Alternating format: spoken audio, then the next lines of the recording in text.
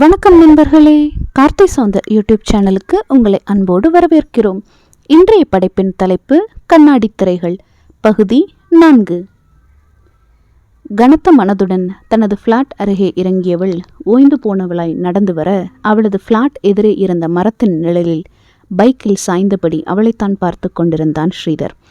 ஆனால் அவள் அவனை பார்க்கவில்லை. அவனை மட்டுமல்ல, எவரையுமே அவள் நிமிர்ந்து பார்க்கவும் இல்லை, கவனிக்கவும் இல்லை. ஏதோ யோசனையில் அவனையும் கடந்து ஃப்ளாட் காம்பவுண்டின் இரும்பு கதவை திறந்தவள் எந்திரம் போல அதனை மறுபடி சாத்தி கதவின் கொக்கியை போட, அப்போதுதான் தனக்கு எதிரே தெருவின் மறுபுறம் ஸ்ரீதர் தன்னையே நின்று பார்த்து கொண்டிருப்பது புத்தியில் உரைத்தது. ஒரு நொடி அவன் மீது பார்வை செலுத்தி அதிர்ந்தவள் எந்த சலனமும் இல்லாமல் தான் குடியிருக்கும் முதலாம் தளத்திற்கு படிகளில் ஏற ஆரம்பித்தாள். மனதிற்குள் இதுவரை இருந்த போராட்டங்களின் நடுவே இப்போது புதிதாய் ஒரு போராட்டம். இவருக்கு நான் இருக்கும் வீடு தெரியுமா? அது சரி, எல்லாமே தெரிஞ்சிருக்குது, இது தெரிஞ்சிருக்காதா என்று மனதில் யோசனையோடு படிகளில் ஏற, தெருவில் தனது பைக்கில் சாய்ந்தபடி அவனும் அவளை பார்த்த வண்ணம் நின்றிருந்தான். ஸ்ரீதர் பார்த்ததும் பார்க்காதது போல படிகளில் திரும்பி ஏறியவள் தனது ஃப்ளாட் உள்ளே சென்று மனக்கதவோடு அரைக்கதவையும் சேர்த்து இறுக்கமாய் மூடிவிட்டு வந்து பெட்டில் சரிந்தவள் கண்களில் கண்ணீர் மட்டும் குறைந்த பாடில்லை. ரூபா அறைக்கு வந்த 20 நிமிடங்கள் கழித்து அலைபேசி அலற ஒரு நிமிடம் திகைத்தே விட்டாள். ஒருவேளை அர்ப்பணா அழைக்கிறாளோ என்று அவசரமாய் அதை எடுக்க, அதில் மை ஸ்ரீ காலிங் என்று மின்னிக் கொண்டிருந்தது. விரக்தியான சிரிப்புடன் அழைப்பை எடுக்காமலேயே துண்டித்துவிட்டு வால்பேப்பரில் அவளுக்கு பின்னே தெரிந்த அவனது உருவத்தை பார்த்து கொண்டிருக்க, ஸ்ரீதரிடம் இருந்து குறுந்தகவல் வந்திருந்தது. கதவை தர என்ற குறுந்தகவல் அவள் அலைபேசியில் அறிவிப்பு காண்பித்து ஒளி மங்க, அதையே வெறித்து கொண்டிருந்தவள் ஒரு பெருமூச்சுடன் எழுந்து போய் முகத்தை கழுவினாள். முகத்தை துடைத்தவள் கண்ணாடியில் முகத்தை பார்க்க அழுது சிவந்திருந்தது கண்கள். முகமே சோர்வாக தெரிய ஒரு பெருமூச்சை இழுத்து விட்டவள் பொறுமையாக சென்று கதவின் பீப்ஹோல் வழியாக வெளியே பார்க்க யாரும் இல்லை. ஒருவேளை கோபம் கொண்டு கிளம்பிவிட்டானோ என்று நினைத்து வலது பக்கம் படிகளுக்கு அருகே சென்று எட்டி பார்க்க போக, இடதுபுறம் மேல் மாடிக்கு ஏறும் படிகளில் அமர்ந்து கன்னத்தில் கை வைத்தபடி அவளைத்தான் பார்த்து கொண்டிருந்தான் ஸ்ரீதர். ஸ்ரீதரை காணவில்லை என்று எண்ணி திரும்ப அவளுக்கு எதிரே எந்த சலனமும் இல்லாமல் அவளை பார்த்து கொண்டிருந்தவனை பார்த்து சற்றே உள்ளுக்குள் உதற, இங்க நீங்க என்றால் இழுத்தபடியே. வீட்டுக்குள்ளே போய் பேசலாமா? இங்கே உட்காந்து பேசுறதுக்கு எனக்கு ஒரு பிரச்சனையும் இல்லை.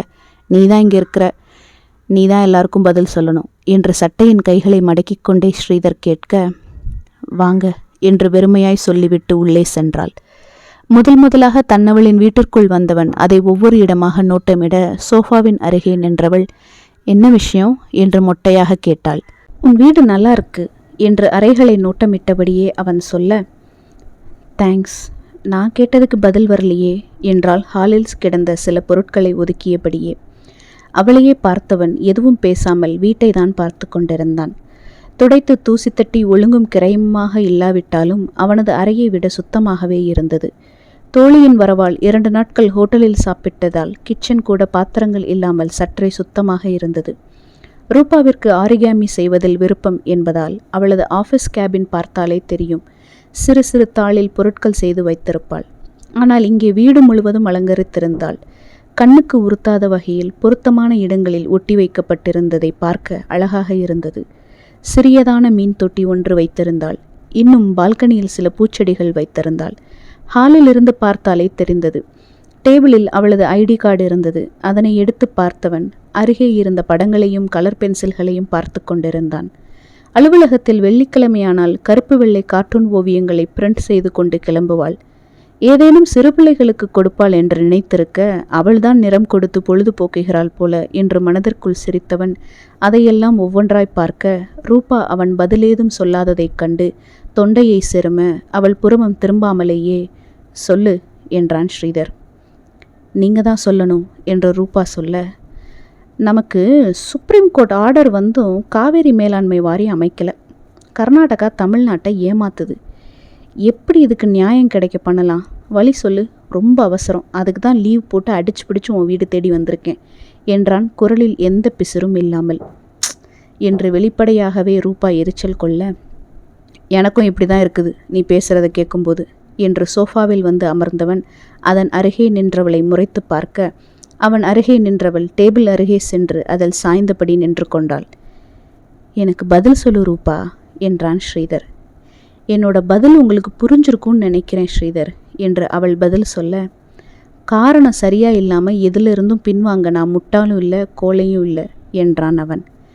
காரணம் தெரிஞ்சு நீங்கள் விலகினா கண்டிப்பாக எனக்கு வலிக்கும் என்று மனதில் நினைத்தவள் அவனிடம் சொல்லாமல், எனக்கு விருப்பம் இல்லைன்னு வச்சுக்கோங்க, ஏதோ ஒரு ஈர்ப்பு இருந்துச்சு, ஆஃபீஸில் நீங்கள் பண்ண ஹெல்ப், பழகிற விதம் அதெல்லாம் பிடிச்சிருந்தது, அதனால் நான் ஈர்க்கப்பட்டிருக்கலாம் என்று அவள் சொல்ல, உன் வயசு என்ன என்று கேட்டான் ஸ்ரீதர்.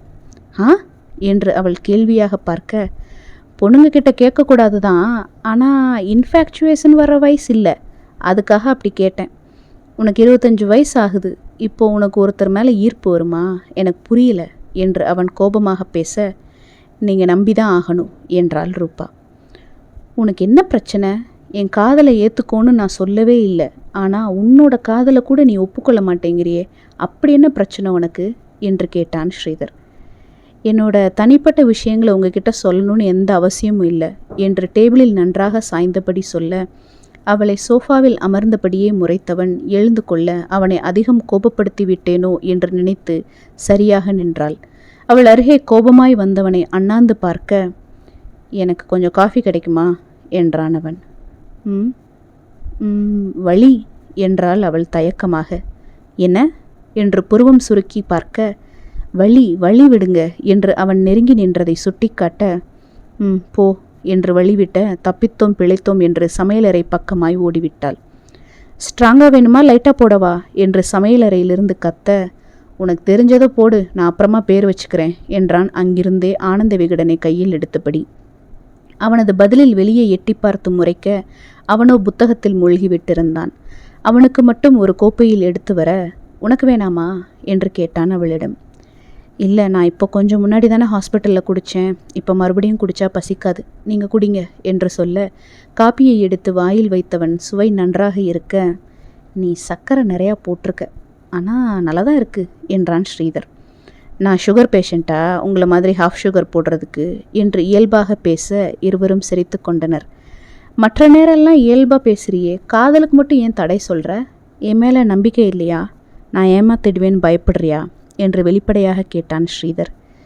இல்லை, அப்படியெல்லாம் இல்லை என்று அவள் இயல்பாக மறுக்க, எனக்கு பதில் சொல்லு, இன்னைக்கு எனக்கு நீ சொல்லி தான் ஆகணும் என்றான் அவன். சில விஷயங்கள் சிலருக்கு தெரியாமல் இருப்பதே நல்லது அப்படின்னு எங்கள் பாட்டி அடிக்கடி சொல்லுவாங்க. உங்களுக்கும் அதையே தான் நான் சொல்கிறேன். என்னை பற்றி தெரிஞ்சுக்கணும்னு நினைக்காதீங்க ப்ளீஸ் என்றாள் ரூபா.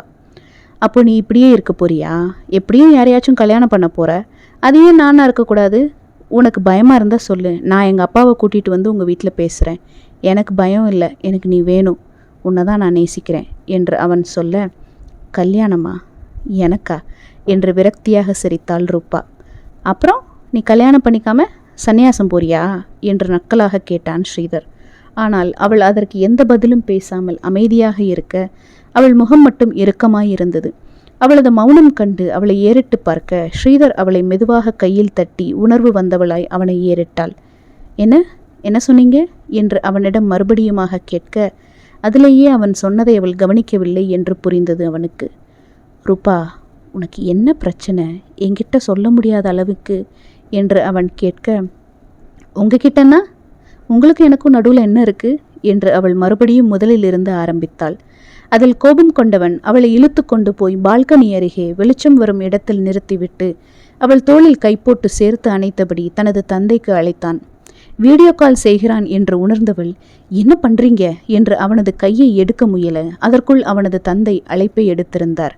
ஹாய்ப்பா என்று சிரிக்க, என்னடா ஸ்ரீ, இந்நேரம் ஆஃபீஸ் போகலையா, ஃப்ரெண்ட்ஸ் கூட இருக்கியா என்று மலர்ந்த முகமாய் கேட்டார் அவர்.